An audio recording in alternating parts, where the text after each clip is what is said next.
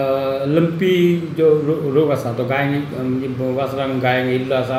पण तेच्या पयलीं एक वासरू आमचे लंपी रोग जाल्ले ते आमी गोशाळेन घेवन गेल्ले.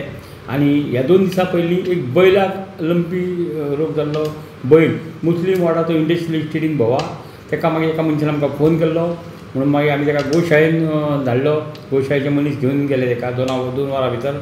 आनी म्हाका हांव शेतकाऱ्या कडेन विनंती करूंक सोदता की तुमी तुमच्या गोरवांचेर लक्ष दिया. कित्याक खुबशे शेतकरी अशीच उगड्यार सोडटा गोरवां आनी तांकां ते धरिना म्हणजे गोठ्यान बांदिना. तेच्या खातीर तांकां कळना की बाबा रोग जाला काय म्हणून. आनी एखाद्रे जर रोग जायत वो लंपी रोग सामको वायट ताका फोड येता आनी मागीर तो सगळे कडेन पसरता सगळ्या गोरवांक. म्हणून हांव लोकांक कडेन विनंती करता आनी शेतकाऱ्या कडेन विनंती करता जर तुमकां जर रोग जाल्ली गोरवां सापडात जाल्यार म्हाका फोन करात. ना जाल्यार तुमी गोशाळेंतल्या कोणाकूय फोन केल्या जाता. कमलाकांत तारी नाल्यार आमचे परब आसा तेका पुरुषोत्तम परबाक फोन केल्या जाता. म्हणजे म्हाका एक सांग पळय, आतां फाटल्या 5 म्हयन्या भितर हांगा दिवचल शारान 2 गोरवां मेळ्ळी जांकां लंपी दुयेंस जाल्लें. बरोबर. आनीक आसूंक शकता. आनीक एखादें आसूंक शकता. कित्याक ना म्हणूंक जायना, आसूंक शकता. म्हणून तो आनीक वाडोवंक जायना म्हणून आमी उपाय घेवन करूंक जाय आनी लोकांनी सहकार्य करूंक जाय. लंपी म्हळ्यार गोरवांक जावपी एक कातीचें दुयेंस. लंपी दुयेंसाची लागण जाल्ल्या गोरवांच्या पुराय आंगाचेर फोड येतात आनी ही गोरवां अशक्त जावन तांची खावड लेगीत बंद जाता अशी म्हायती कांय जाणकारांनी दिल्या.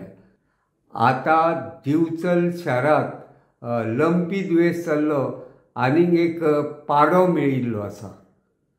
दिवचलच्या मुस्लीम वाडो IDC वाठारांत हो लंपी दुयेंस जाल्लो पाडो मेळ्ळा. ह्या पाड्याक लेगीत आतां महेश सिकेरीच्या गोशाळेंत व्हेल्लो आसा. थंय ताचेर उपचार सुरू आसात.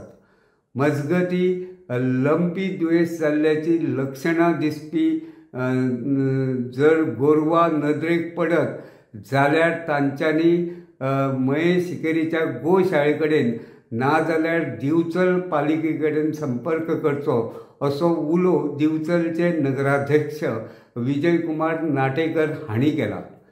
फाटल्या 6 म्हयन्या भितर दिवचल शारांत लंपी दुयेंस जाल्ली 2 गोरवां मेळिल्ल्यान आनिकूय लंपी दुयेंस जाल्ली गोरवां आसूं येता असो एक अदमास आसा. गोमंतक TV खातीर दिवचलच्यान हांव रिपोर्टर तुकाराम सावंत.